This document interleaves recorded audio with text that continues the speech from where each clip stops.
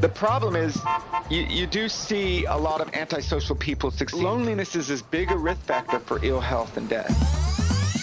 We live inside our heads. You go cold turkey, you go into withdrawal. There is a lot of value in the stuff that we struggle with. Better Thinking. Conversations with experts exploring all things psychology. Welcome back to Better Thinking. My name's Nesh Nikolic, and my guest today is Professor Andrew Martin. He is here to talk to us about student motivation, engagement, and achievement. Andrew is one of Australia's leading educational psychologists. He is a professor of educational psychology in the School of Education at the University of New South Wales and a member of the APS College of Educational and Developmental Psychologists. His area of interests are student motivation, engagement, achievement, ADHD, and quantitative methods.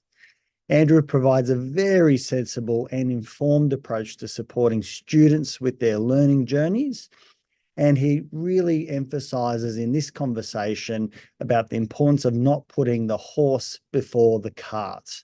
All of this will make sense ahead with the interview, which was a great pleasure to speak with Andrew in such a methodological way that is very sensible and I think speaks to the truths that we've all experienced either in our own education or watching it through our children. Enjoy. Andrew, a big thank you for coming onto the show today. Thanks very much for having me. We're quite excited to hear from you with regards to how young people are motivated, how they engage, and obviously how they achieve as well. There's obviously a huge emphasis on how teachers deliver education these days. I've obviously observed myself great differences from when I went through my education through to seeing my children and how they're engaged. It feels like something has shifted in that time, and I imagine so as everything progresses. But I think it's a space that many of us are interested, for the sake of our young people. But I think there's probably something to be said for us as well. So looking forward to hearing your insights today. Yeah, certainly a lot has changed in education, and in some ways, especially in the last 4 or 5 years, as we know, and we've all experienced in one way or another. But in many ways, a lot of things have not changed. What switches human beings on and off is still the same as what it was. The things that intrinsically interest us. Very much still the same. The tools might be different, but there are some things that do fundamentally motivate and engage us, and some things that don't. And also, and I may have a chance to talk about this, what we call the cognitive architecture of the human mind. In terms of working or short-term memory and long-term memory, that hasn't changed in thousands of years. And so that means that there are core principles of instruction, whether you are, a 13-year-old in 1900 or 1800 or a 13-year-old in 2024. There are some principles of how we deliver information and have kids learn that have also not changed, even though the tools and the environment in which we might do that have changed. That's fascinating because the delivery has certainly changed quite a lot. And I imagine if I were to interview parents when I was going through my studies and early education, they would have probably also said, "My goodness, the young people these days are being taught differently." We went from rote learning and almost like beating it into kids, so to speak, if I speak a bit roughly. To much more explorative these days, and there's a curiosity and there's a lot more, I think, open dialogue and reasoning going on rather than direct instructional education. I don't know if that's true, but would love to hear how has it changed over time. Well, and there is a swing back now, and us human beings are pretty good at overreaching and the pendulum swinging a little too far. Usually with good intention, But we're realizing there were actually some important aspects of explicit instruction and being reasonably structured and linear in the way you present information to kids, or anyone trying to learn something for that matter. And especially when they're novices, especially when they're in the early stages of learning whatever they need to learn, which means that, you know, at our age, Nesh, when we hit something for the first time, again, we need to break it down and so that we can make sure we all get it on board. But yeah, so I think the place we're in now, the place we're moving in, and some of my research group looks at this too, is just trying to find that balance between what kids need in turn when they're novices, and so this more structured and explicit and linear approach to instruction. But then when they have the requisite knowledge and skill, move them on to those more inquiry exploratory, because they are now informed explorers. They are now informed and skilled discoverers, and so I like to think. So I think in back in the maybe we're showing our age, Nesh. Yes, I had the same. So certainly in the 70s, for example, it was very much explicit and direct instruction and little opportunity to explore. And so the reaction to that was let's let kids explore a little bit and in my view, probably explore a little too much. And so now I like to think we're trying to find that sweet spot between those two dominant modes of instruction. It's interesting because I also observe how I teach my children, and a classic example of something that happened just yesterday was my daughter asked me, what's gluten? And being the astute dad that I am, I started coming up with a whole explanation that I realized I've got no idea. So I opened up ChatGPT and looked it up, but instead of me reading it out to her, I actually allowed her to read. I was cognizant because this is something that I hadn't done as a young person. Reading wasn't something that I picked up very easily. And I know she is a bit of an avid reader, and it was fascinating that I'd obviously hit the spot because she was eating at the time, and I just put my phone in front of her with the explanation, and she just was eating and reading and getting an understanding. It was really fascinating to watch how that medium worked for her. And obviously I know she's strong in reading, but it wouldn't have been something that I would have taken on myself as a young person. Yeah, and interesting that little vignette. So here's an example of someone who is a novice. I don't know what gluten is, and this is your daughter we're talking about.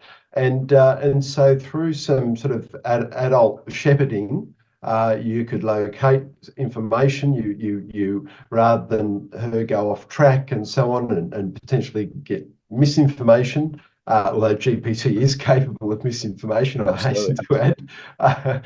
I think I found myself the other day telling someone to go old school and use Google. In any case, so you put it in front, and so it was fairly structured. She was on track fairly quickly, and presumably you found the right information as a teacher would do.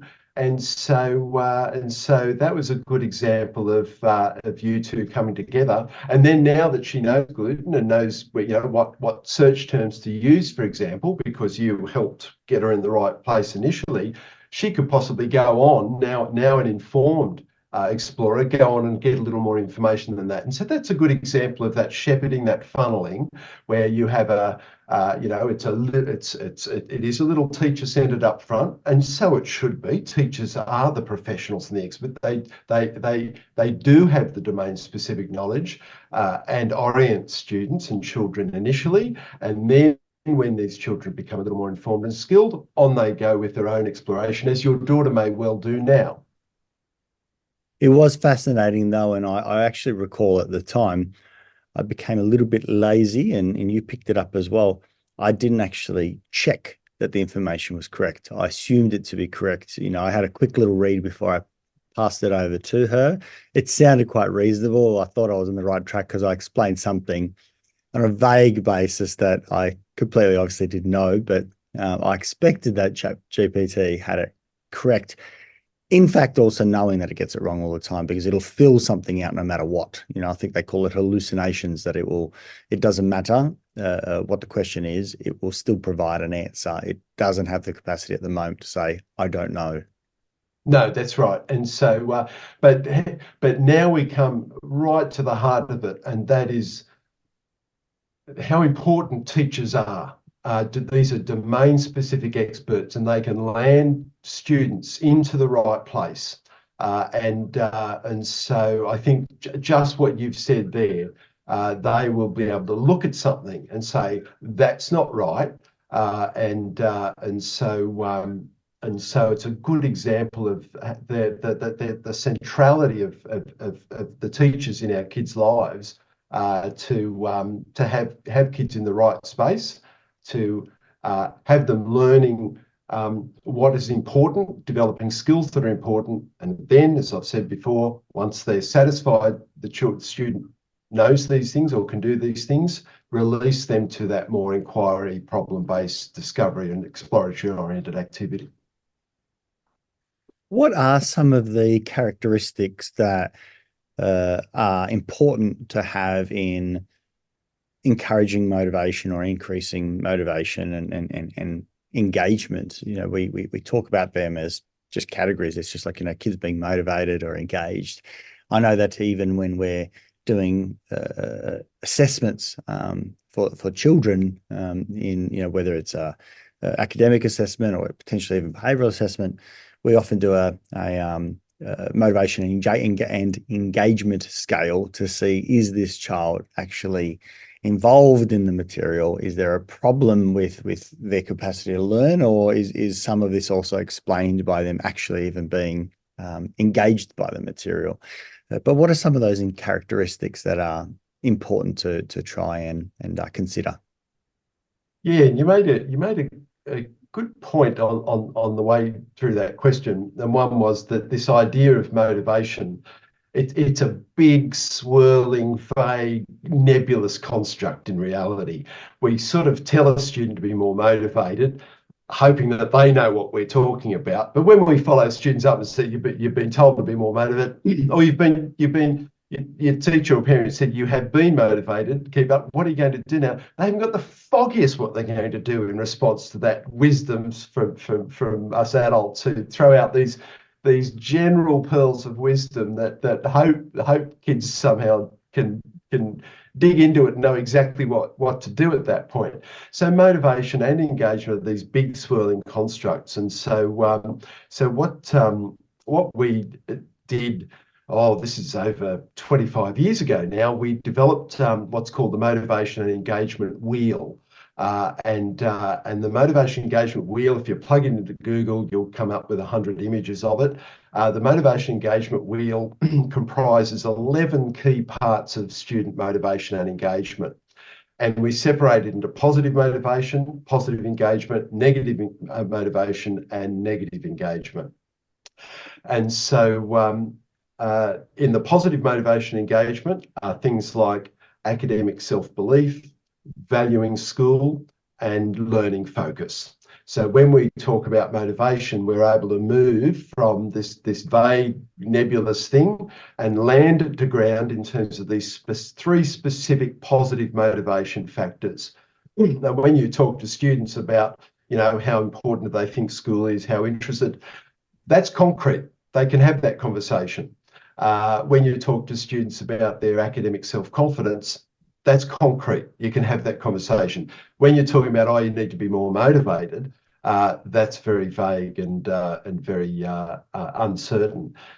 In the positive engagement territory, we have planning and monitoring, we have task management, and we have persistence. And again, these are things that a student or a parent or a teacher can look at and say, yes, I know what that is.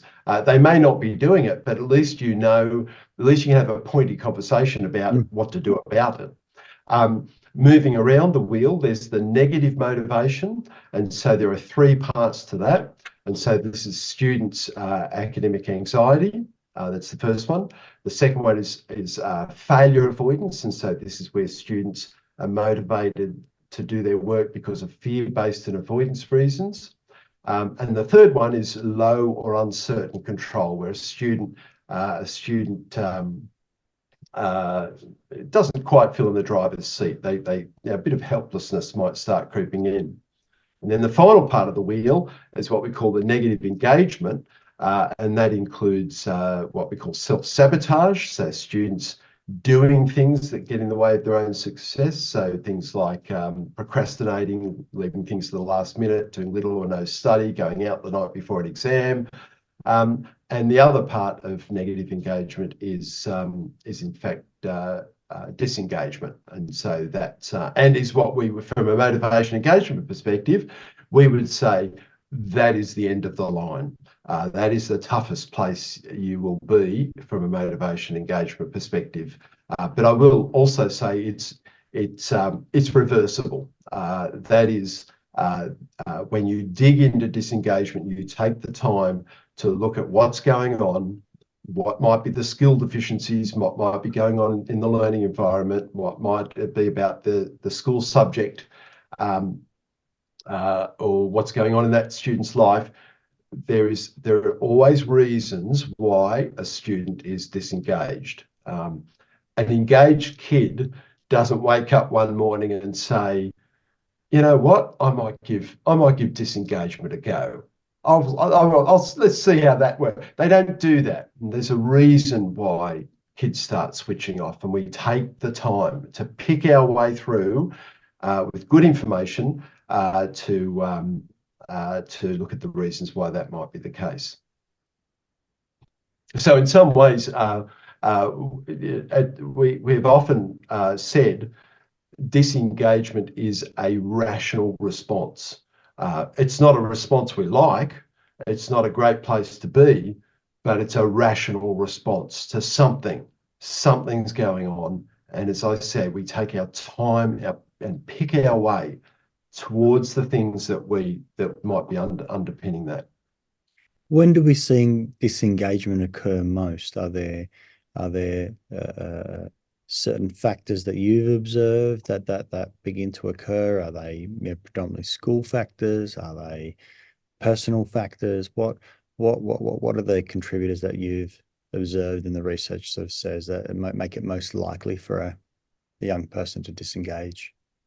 Yeah, there all of those. And before I do, I'm seeing this sunlight stripe across this looks like I'm going to see like a if headband. it looks like a headband. Just hang on a sec. I'm just going to see if I can do something about that. No, that's okay. The reason why I ask around disengagement, even though it appears to be the final, I suppose, experience for a young person where they step away completely. Most kids will experience some of those factors along the way, and they might not be completely disengaged, but over time we will see kids potentially stepping back a little bit further away. And I think, as you've mentioned, some of those things around whether it's reducing their planning or their task management, or even from the motivation side, seeing that there might be some anxiety or failure avoidance starting to creep in. They're nice signs for us to be aware of. Yeah, so with disengagement, so the first big picture question I would ask: have we got a problem with will, or do we have a problem with skill? And so as far as will goes, that's the motivation and engagement world. So where's anxiety at, for example? Where's fear of failure at? How much where are they with uncertain control? That, remember I said, a sense of helplessness starts creeping in when you start thinking, look, it doesn't matter how hard I try, the teacher hates my guts, the teacher's a stingy marker, the wrong questions always come up. So if you start thinking that way too much, you will feel, well, what's the point in trying? It makes no sense. If you genuinely believe there's nothing you can do about something, it makes no sense to invest effort at that point. And so it might be with other aspects of will, it might be around planning and task management. And so these are self-organizational skills that actually start interfacing in some cases with clinical conditions such as ADHD. It might be chronic low self-belief. And so you have very negative self views and self expectations about your capacity to do something, and so over time you think, well, what's the point? I can't do it anyway. So these are all will aspects that can underpin disengagement. Then we move to skill. And there might be reading issues. There might be problems with numeracy or writing. So working backwards, dysgraphia, dyscalculia, and dyslexia. So that those might be skill issues. It might be study skills that are flagging. And again, there might and related to that, as I touched on a moment earlier, there might be clinical conditions that are implicated in your capacity to study, your capacity to organise yourself. And so, for example, ADHD is one clinical condition. The very functions, the very executive functions that academic application and listening in class and keeping up with the lesson and working on something for 30 minutes that night at your desk, the very functions that requires are the very functions that, for example, ADHD most impairs.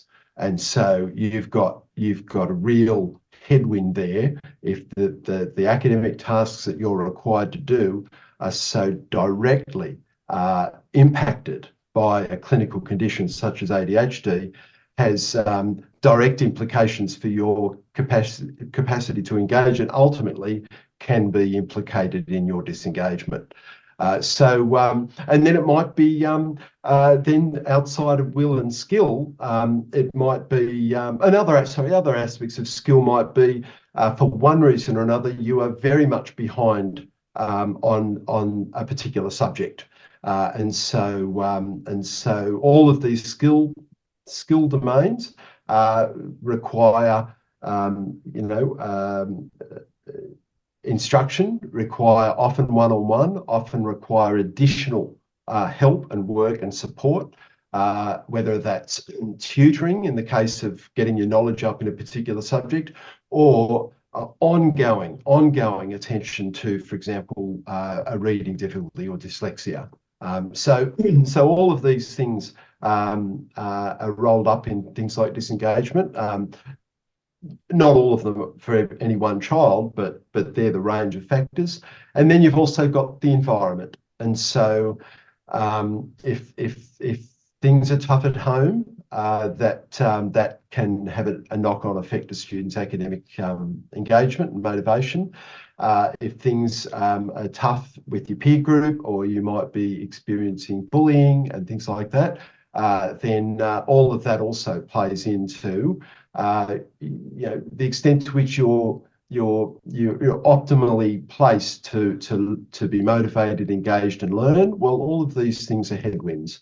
So, but as I said, you take the time to identify what's going on, when, in what subjects, on what activities, with what people or teachers, and take the time to disentangle, because by the time you've got to disengagement, it's often a bit of a mess. It's often quite a complex of things that are now playing in, and you don't even know what caused what, because then things start, they're not the cause, but they now become as big a problem as the cause was, and you've got to tease apart what's what. And so, for example, in the case of ADHD, which is a little bit of a sort of a side hustle for me, because ADHD is interesting to me because it's directly implicated in key parts of the wheel that we develop. So planning, task management, persistence are big. Those three things are really relevant to ADHD. But by the time it's, after a while, things become so a little complicated. How much is ADHD? How much is the fact that it's actually now a motivation problem, an engagement problem, and you can't disentangle, how much is executive functioning and how much is motivation? How much the fact is it now? How much is it a poor teacher-student relationship because that can start souring if the student's just not doing the work and not finishing things, and it becomes frustrating for the teacher. How much is it a fact that that the student now isn't on top of the actual subject matter, because after a while you fall behind and now you actually don't have the skills, and you can see that things start becoming quite a tangle. And so you also got to take the time to disentangle what is the core reason or condition. So we do need to address that, and then what things are consequences and not actually causes, and so we can just leave them alone for the moment, because we would predict that those consequences would start easing if we start addressing the core. So disengagement, I know I'm rabbiting on here, it can become quite complex, which is why I say take the time to disentangle, because that gives you your path forward.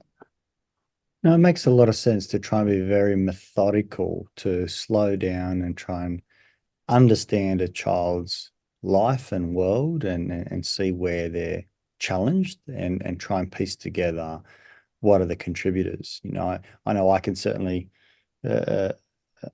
understand how I fell quite behind in my reading as a young person, coming from a migrant family or parents that migrated. They weren't able to read to myself and my brother because they didn't have a grasp of the English language to do so. And so it was left for the education department to somehow figure that out.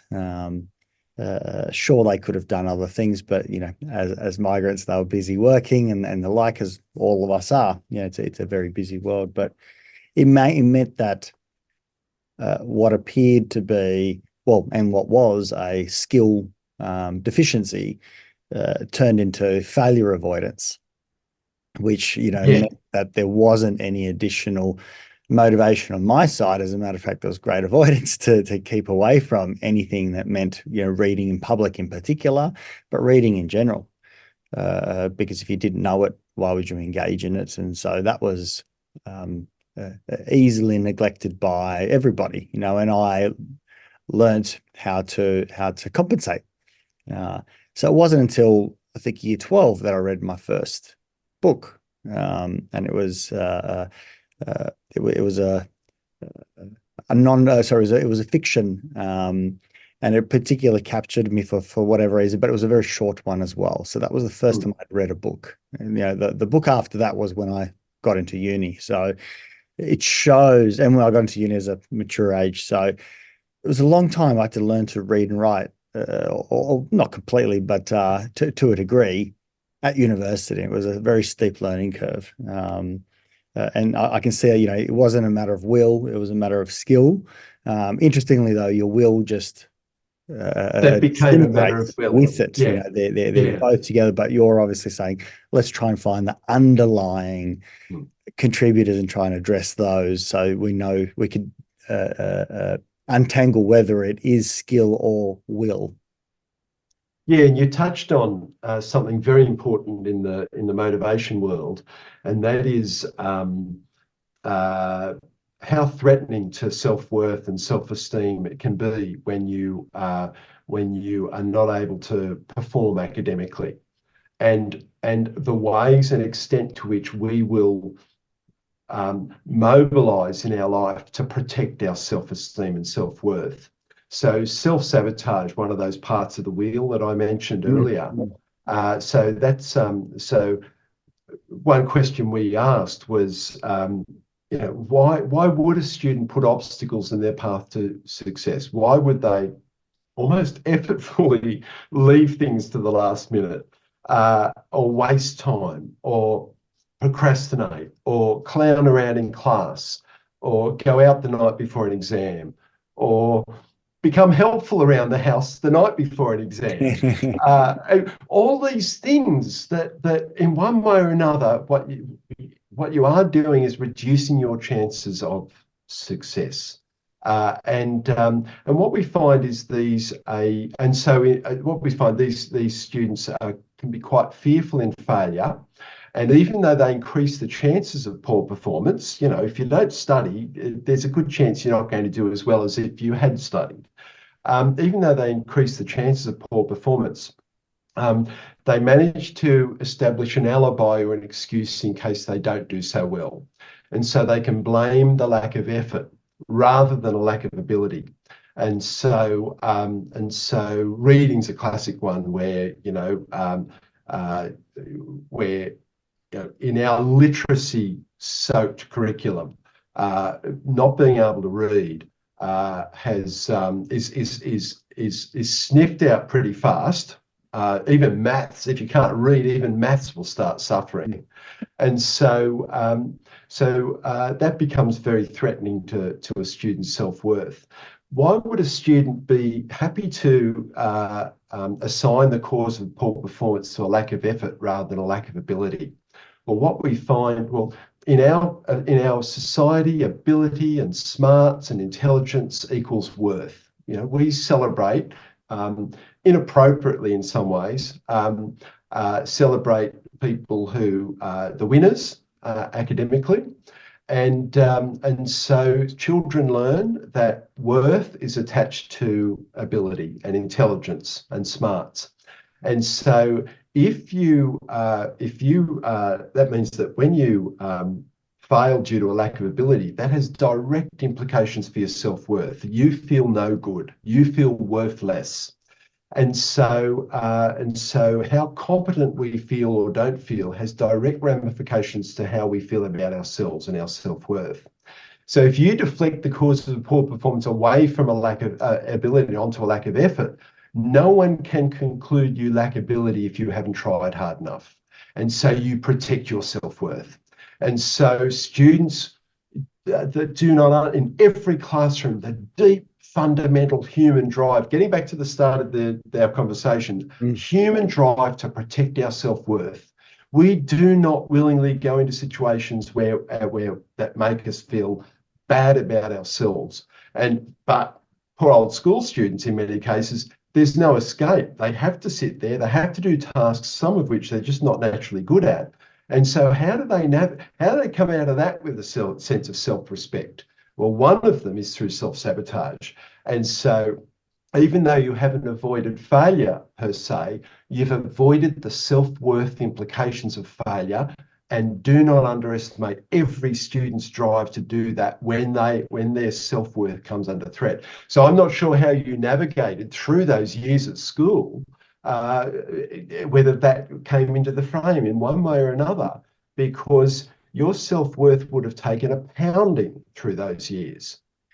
Interestingly, if I think about reflecting back on my story, if we continue with that for the moment, my compensatory response was sport, and the other one was being a clown in the classroom. Right, you've got to figure out a way to I suppose fit in or whatever it might be. And if you're not doing academically, we then better try something else. At least that's what it feels like. That somehow just push that direction of self-worth to those other avenues where I could quite comfortably do it. And I was fairly good at sport. I was fairly competent on a sporting front, so I could easily go out and achieve that. Yeah, and so yes, see, you went out, where can I find a sense of self-worth? That's one way we deal with it.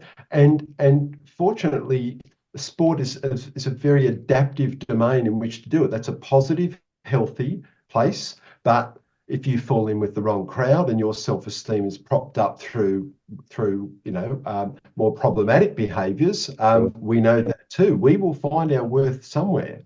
It's interesting, the class clown, and I mentioned that with self-sabotage, because that has a couple of payoffs. It can garner approval and in the sense that you can get a laugh and so on. But don't forget what happens when if the class clown receives a mark that's not too good, people will attribute it to the lack of effort. Well, of course he got a bad mark. He mucks around in class all the time. Again, it's a way of deflecting a cause of poor performance away from a lack of ability. So the opposite, the class mentioned, someone working themselves to the bone in class, paying attention, and then getting a poor mark. The self-worth has no escape on that count, because they say, hey, they really tried, they didn't get a good mark. They must lack ability, therefore. Whereas the class clown, no one can ever conclude that definitively, because they actually strategically regulate the amount of effort they're putting in that classroom, and making it clear that it's seen to be the case, so that no one can be in any doubt. But after a while, we find the excuses run out. People don't buy that anymore. Sorry, mate, we've heard that excuse 20 times. And so the social utility of these, the self-worth yields of self-sabotage dissipate. And now all you're left with is poor performance. And so that's where we find the next cab off the rank, if you look at the motivation engagement wheel, is in fact disengagement. But as I said, there are reasons why someone will self-sabotage. And one of the things we do talk about is, yes, get your self-worth in positive, constructive ways elsewhere, but also be careful to not tether your entire self-worth wagon to your academic achievement. And so if you define your worth as a person in terms of the mark you get, every test not only becomes a test of science or algebra, or you're conjugating the verb to be in French or whatever, it also becomes a test of self-worth. And so is it any wonder this student's fearful of failure and excessively anxious about the next test, when it's not only a test of their knowledge, but a test of their worth? I will also tell parents to be careful about tying their self-worth to their child's achievement. Children know when mum or dad has invested a little too heavily in a child's marks. I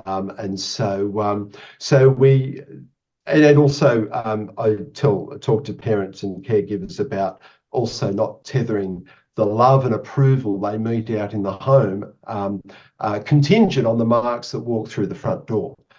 Because if the child is fundamentally celebrated as inherently a better person because they got an A, that lays the foundation for fear of failure. Because now that precious resource, which is parental approval, is tethered to, how I go in the next biology paper. Is it any wonder school starts becoming not only challenging because it's actually challenging, the content and skills you need to get on top of are hard, but it's also challenging because that is the place where so much of my worth as a person is wrapped up, not only by myself but others. And so this drive to protect self-worth, and we can decouple. So for example, whether a child gets an A or an E, it doesn't make them a fundamentally better or worse person. It reflects on the attitude, skills, and strategies they invested. That's all it reflects on that got that mark. And so I do talk to parents and teachers that if a bad mark walks through the door that they don't quite like, you're allowed to be disappointed. That's a rational response. But move the conversation to how much effort the child invested, how effective their strategies have been, the attitude they had, they're always walking around saying, oh, math sucks and all that. Well, that tends to have a knock-on effect to how much study you get about. So focus on those things, not on the fact that, you're useless, what are we going to do with you? All that stuff goes in on the person, and now the person's worth is on the line. So, self-worth protection is a big part of motivation.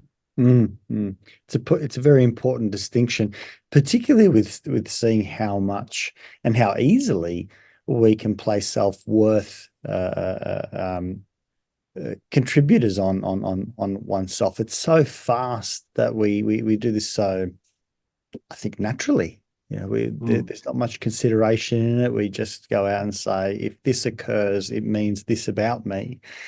It's so rapid. And that's even for kids who are, air quotes, succeeding.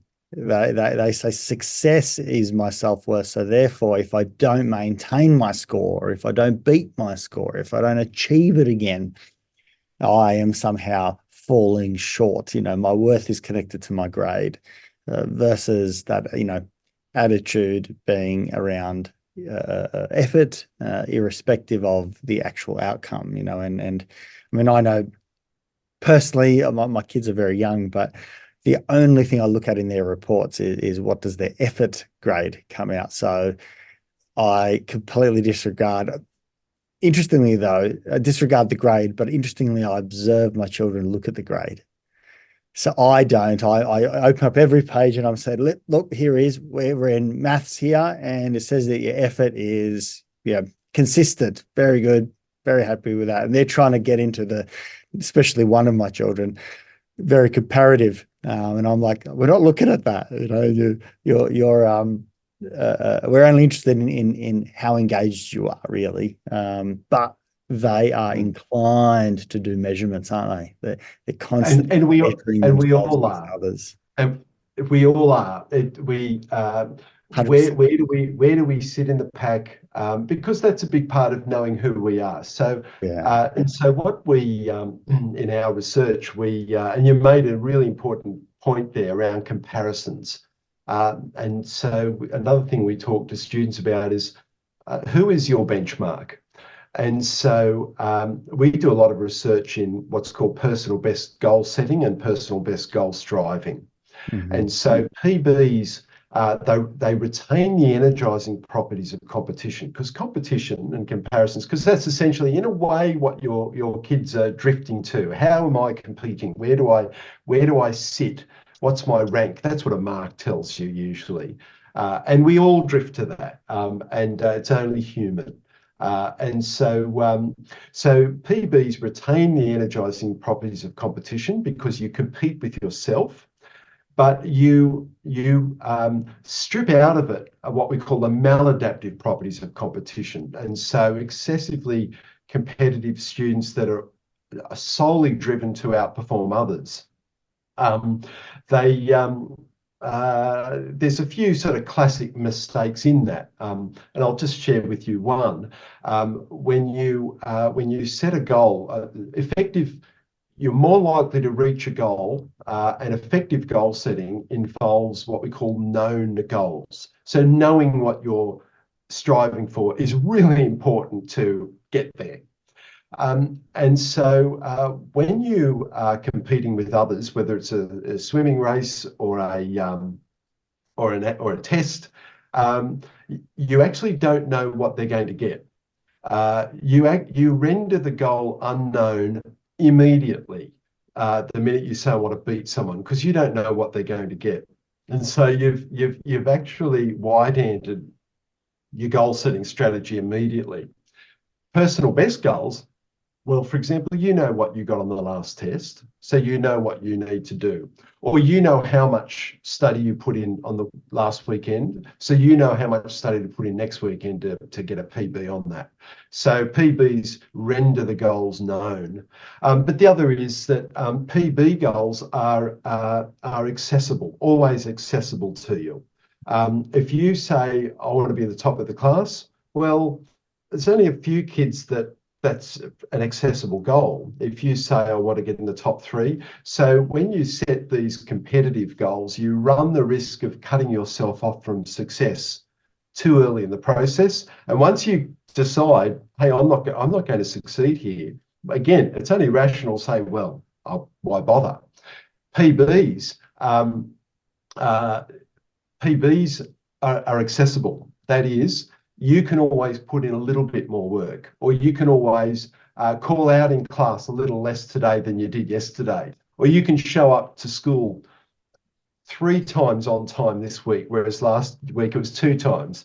So PB goals are also accessible. It makes success accessible. And when we feel we've got a crack at success, we're motivated to strive towards that and to hang in there when we might hit a rocky road. So the nice thing about PB goals. So if our kids' eyes drift to the mark in a report card, then maybe just in terms of how they went last time, not in terms of how they're going compared to the rest of the class. And then we're back to the question, who is your benchmark? We find the more motivated students are the ones where they are their own benchmarks.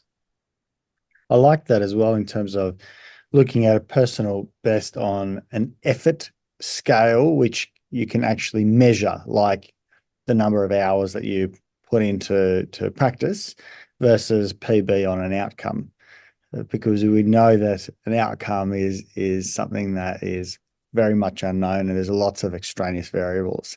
You can definitely go out and say, I put in 5 hours of study for that exam, and I got a result that I'm pleased with. You know, a PB on maintaining that effort, or even let's go beyond that. Let's do 5.5 hours this time, but trying to separate the two, teasing the two apart versus from accessibility of actual effort versus which is measurable, rather than the accessibility of an outcome which is unknown. You know, the moment you jump into a new grade or a new subject, or a new kid comes into the classroom who's very good, or you jump up a level, you go into, I don't know, advanced maths or something. Other kids are going to figure this out so other kids might surprise you at their incredible skill and talent. So it's interesting to try and pace it gently rather than trying to maintain an actual outcome, because I've certainly found working with clients, some that have struggled is their PB is misunderstood to be an average. Rather than it being a personal best, which is an outlier, they are trying to achieve a PB every time. And a personal best by definition is a one-off. It's kind of like breaking the world record every single time you go for your 100-meter sprint. You can't do that. And we talk to students, even just maintaining where you're at is a PB as well. And so yes. Be a little kind to yourself. And we do also talk about the importance of getting the horse well and truly in front of the cart. And so and you were doing that in the sense that the process factors are the things that lead to the good results. And so process PBs are things like effort, skill, knowledge building, understanding new things, participating, help giving, help seeking. All of these are process factors that as distinct from what we call product or outcome factors: mark, pecking order, rank, who's beating me, who am I beating? And process factors are not a second best or a soft option. They are where the action is. The students that are getting the marks are getting the process right. Put the horse well and truly in front of the cart. The more you're focusing on marks disproportionately, well, first of all, the more your cognitive resources are directed away from the task itself, and you start ruminating with evaluative concerns. What if I get this mark? What if I get that mark? What if I don't get into uni? That takes you down that path. Focusing on process and the nuts and the bolts, that focuses you on real time and where your attention needs to be. And so any great coach will say, look, the scoreboard will take care of itself if you get the play right. And so we talk to students about those process PBs, because that's the stuff that takes you through life.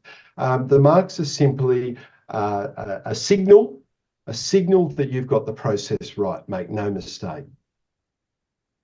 It's just so attractive, the outcome, isn't it? Because we applaud it so much. We give trophies for the outcome. We go out and give out awards. You did the best presentation. You performed best.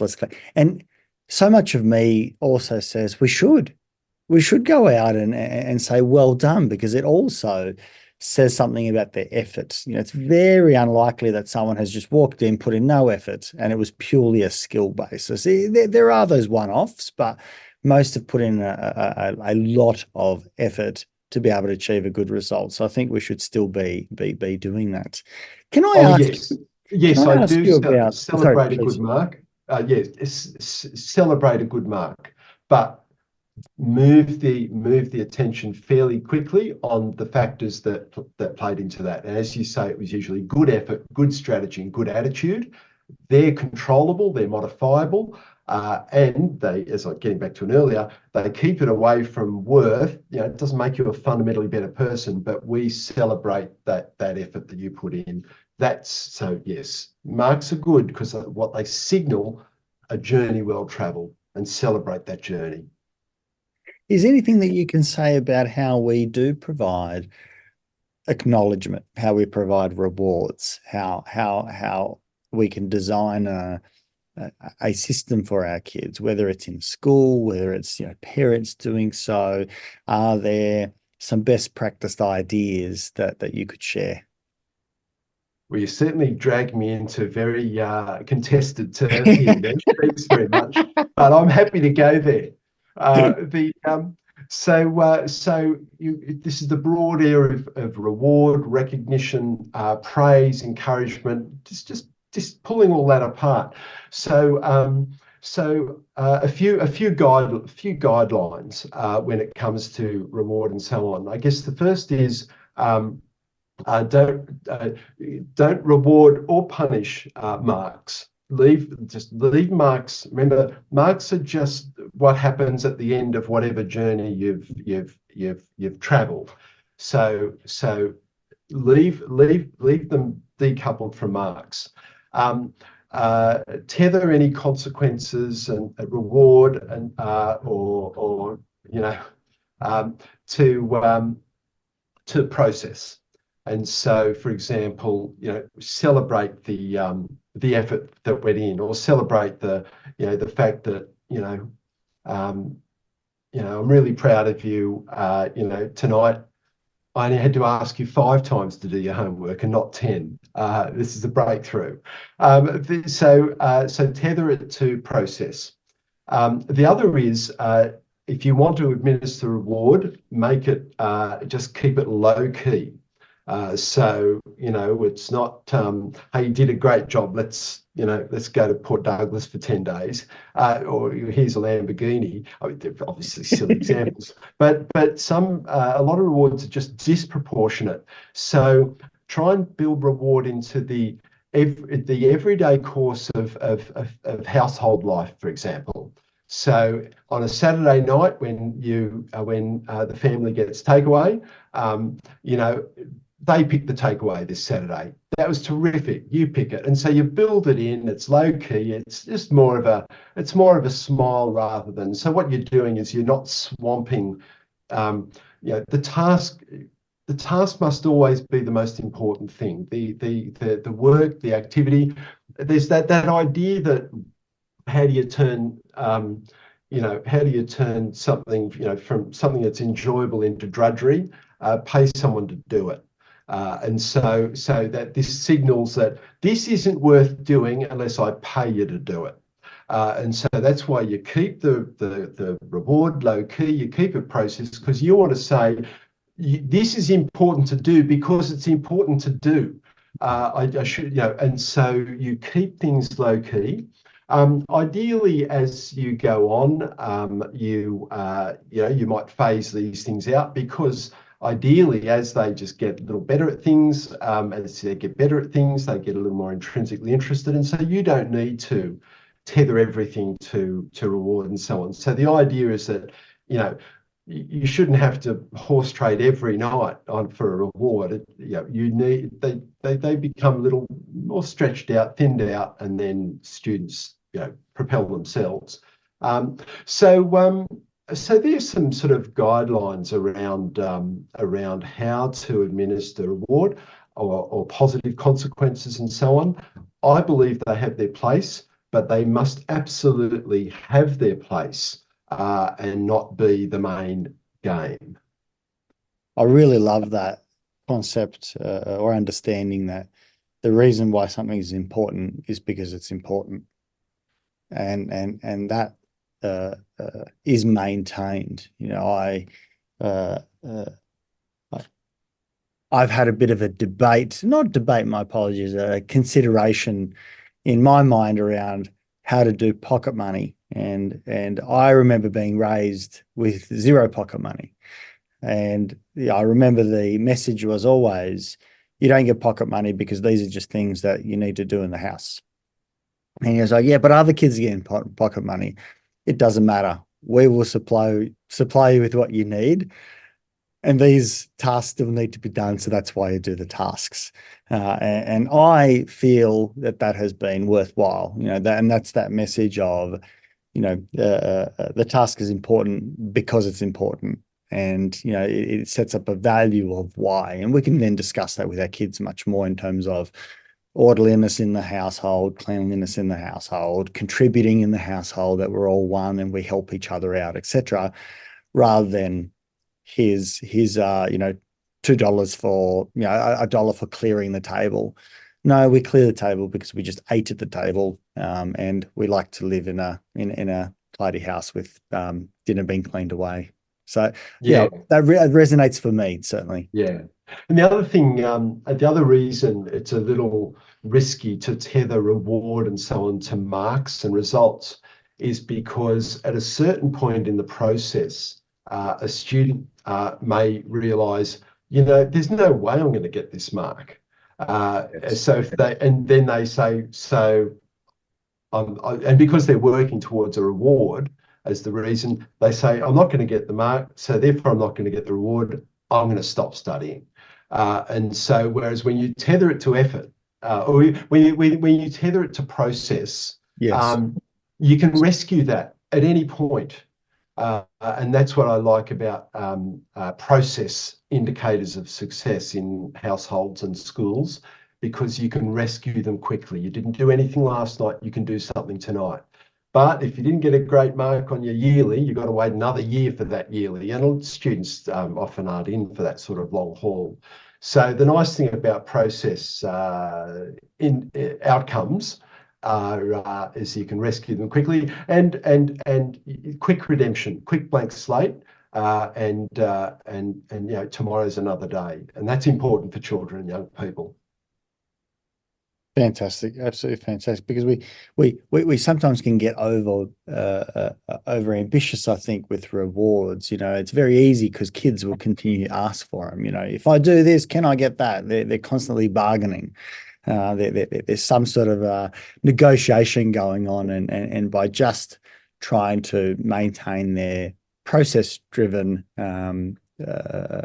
framework, you can continually go out and reinforce that and give them something that's appropriate, because it's very easy for the class to change in next term, and all of a sudden there are some strong students in that particular topic, which makes it very hard for them to maintain the grade. But if it's always been framed, or even if we're changing it from a grade structure to framing to a process structure, we can maintain that very quickly and have a clean slate, start from fresh, and reinforce the tangibles of saying you've done well because of behavior A, B, and C, rather than what you ultimately got, because there's better skilled kids in the classroom. You might both do 5 hours of study, but one still has to get up, right?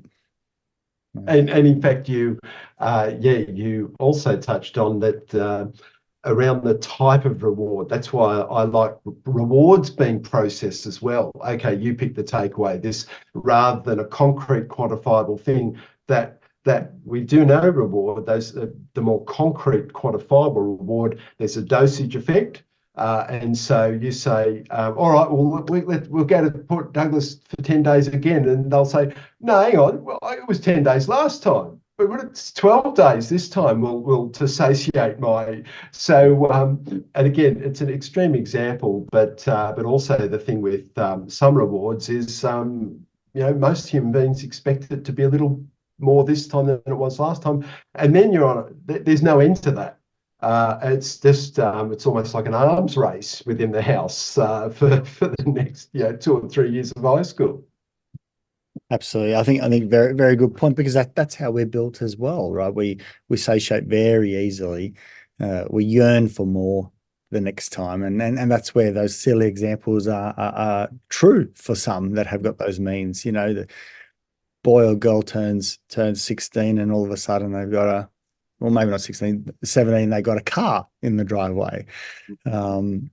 We see that sort of thing happen. It's an outlier, but I think if a lot of us had those means, we might find that we're doing exactly that, because we're kind of doing it these days, just with not Lamborghinis and Port Douglas trips, but with other items.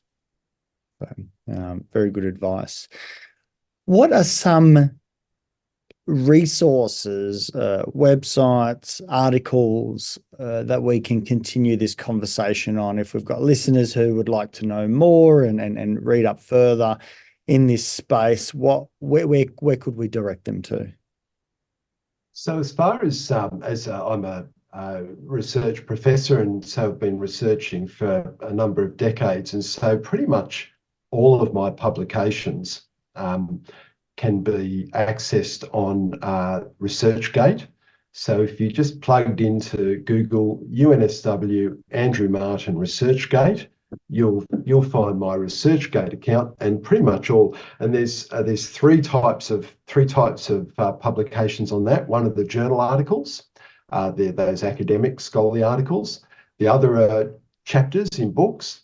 And then third, there's a lot of practitioner and professional and general readership articles, where a lot of the time when we publish an academic journal article, we'll write 800 words or so for a parenting magazine or a teacher magazine. So they're all on ResearchGate. So have a look at those. There's also the motivation engagement wheel. There's a measurement tool that accompanies that called the motivation engagement scale. There's a primary school or elementary school version, there's a high school version, there's a university version. And so students' motivation on those 11 parts of the wheel can be assessed through the motivation engagement scale. And so there's a lifelong achievement group is the place that publishes that. So that's Lifelong Achievement Group. And also on the Lifelong Achievement Group website there's also the Motivation Engagement Workbook, where there are 11 modules for students, one module for each part of the wheel. So you've got this nice idea of concept, which is the wheel, through to measurement, which is the motivation engagement scale, through to intervention, which is the motivation engagement workbook. And also on Lifelong website, just as downloadable PDFs, a lot of templates like personal best goal setting worksheets and so on, they're all on Lifelong as well. So they're the two worlds that my work pops up in. And I've written a few books for parents and teachers, but you'll be able to see those on the two sites, ResearchGate and Lifelong as well. What are the titles of those books, just in case we've got? Yeah, sure. So up? one for parents is called How to Motivate Your Child for School and Beyond. There's another one for parents, How to Help Your Child Fly Through Life, the 20 Big Issues. So that looks at the 20 big decisions parents need to make as their child from cradle through to graduation. So right at the start, should I delay my child's entry to kindergarten? So a lot of parents say, I don't think my son's quite ready. Should I hold him back a year? So there's a chapter on that, all the way through to should I have a gap year? So that book covers those. And then there's a book for teachers called Building Classroom Success, Eliminating Academic Fear and Failure in the Classroom. So that one gets a lot of the fear of failure and self-worth motivation stuff in the classroom. So they're the three books.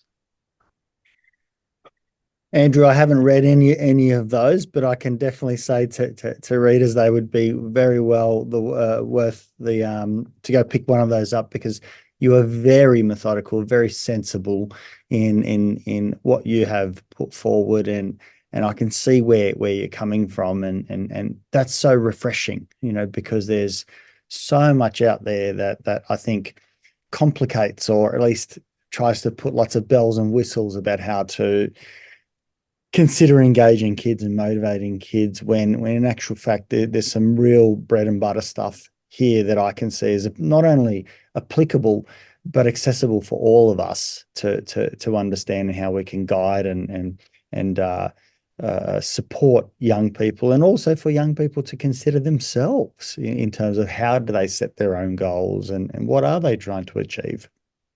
And I think that process stuff is so fundamental. If we just got that part right, and we just focused on that part, our education system would change immensely. And I think it does a great job, and continues to question itself, which is wonderful as well. But if I can just ask one more question before we finish up. You mentioned that there is a little bit of a pendulum shift back from where it was quite, directive learning through to a bit more exploratory, and that's starting to shift again. Can you just say a couple of words about that before we finish up? Yeah, absolutely. And it's actually, I started off as a motivation researcher. I never thought I'd wander into the world of instruction.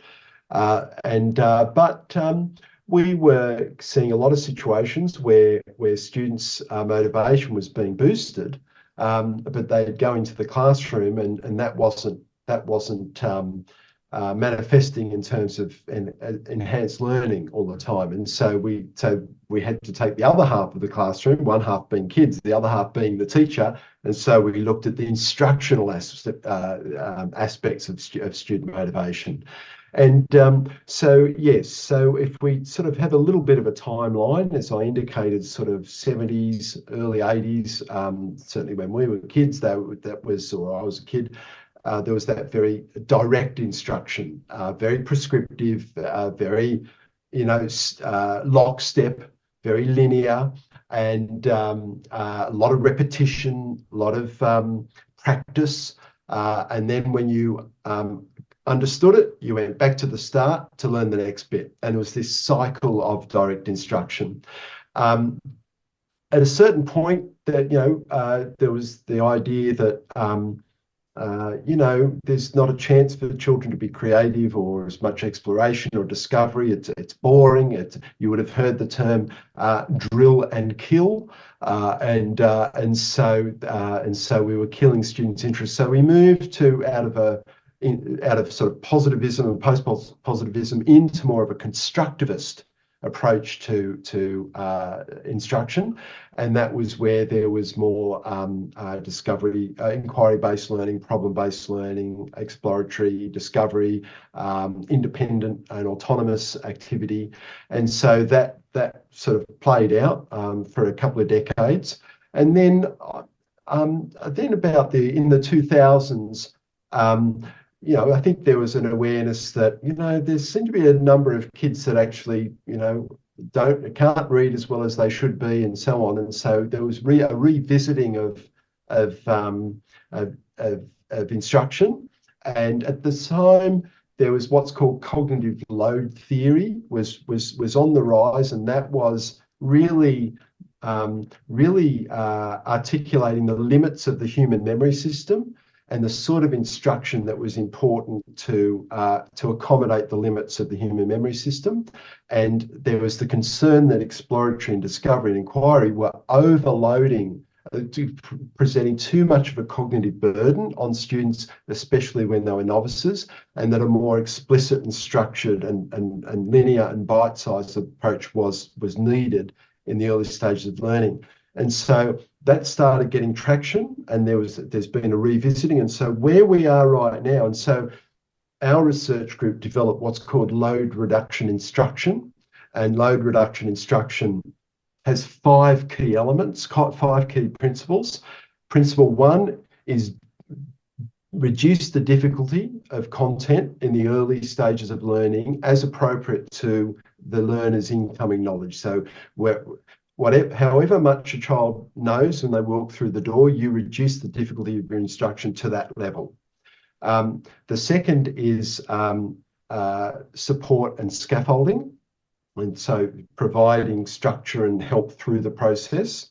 The third principle is practice and some rehearsal and repetition. The reality is, to burn into our long-term memories, we need to do things a few times.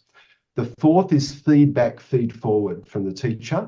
That is, feedback is what's called corrective information, and the feed forward part is showing the student how they can do it next time, giving them an idea of what to do next. And the final part, once the teacher's satisfied that the student has the skill and the knowledge, principle number 5 is where the student is released initially to guided independence. So the teacher's sort of hanging around, checking, and then full independence for that real inquiry.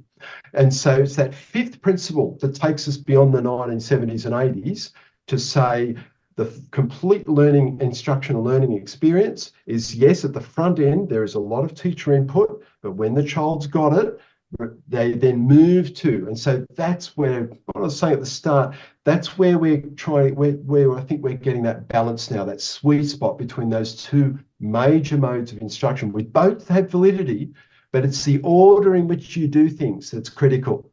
So inquiry is great at the appropriate pace in the learner's development, when they've moved from, when they're no longer a novice and they can become that more informed. And so I think if you want to put a title on this entire conversation, Nesh, it'd be called "The Horse Before the Cart." I think one conversation, we do so much good stuff, but we just need to order it in a way as appropriate to the learner's development. And so time and again, we've used that analogy in this conversation, and instruction is the same. So where we're at, and so on ResearchGate, you'll see a lot of our research now on load reduction instruction, as well as practitioner readings for teachers on load reduction instruction. Andrew, I could do a whole brand new podcast just on this topic again and follow up with another hour or so. Very, very interesting, because I can see the value of that in terms of reducing the difficulty to get the child engaged, particularly in those early stages, having those support in scaffolding, so we're taking those little bite sizes. I mean, we can't exclude practice and rehearsal. You're absolutely spot on. It's the only way we develop any skill. The feedback along the way, and I like that concept of feeding forward as well, about how to do it next time, and then having that guided or moving from guided to independent learning is where, if the scaffolding and the knowledge is already there, they can start to actually use inquiry with some knowledge. If we're trying to do inquiry without knowledge, we can be quite naive in even the questions that we ask. And so, gosh, I wish we had another hour or so to follow up on that. But thank you so much for your time. Clearly, this is something that you back to front and left to right and all the other different ways. It's so refreshing to hear your beautiful take on this, and also how well you express this. So I hope that our listeners will get as much out of this as I have, because I can see so many improvements I can certainly do with my children. And the way that I just use my language is going to change from this conversation. I think process is definitely going to be a whole lot more a part of this. And also, I think even though I don't try and reinforce too much with items, I think little suggestions like, you get to pick the movie that we're going to watch, or maybe Dad will do one of your chores or something, as a little example, which will make it playful as well. Those are the sorts of things that I think can be really rewarding, plus, engage them in the family spirit as well. So I like those ideas too. So yeah, thank you so much, Andrew. It's been an incredible pleasure, and your generosity today is amazing. So I really appreciate your knowledge and efforts in all of your work, and I hope that there's many more of you ahead to continue on, holding the torch. Thank you very much. I've really enjoyed it, and for a researcher, it's just really terrific to be able to get those research findings out there to the people that can actually use them. So thanks very much.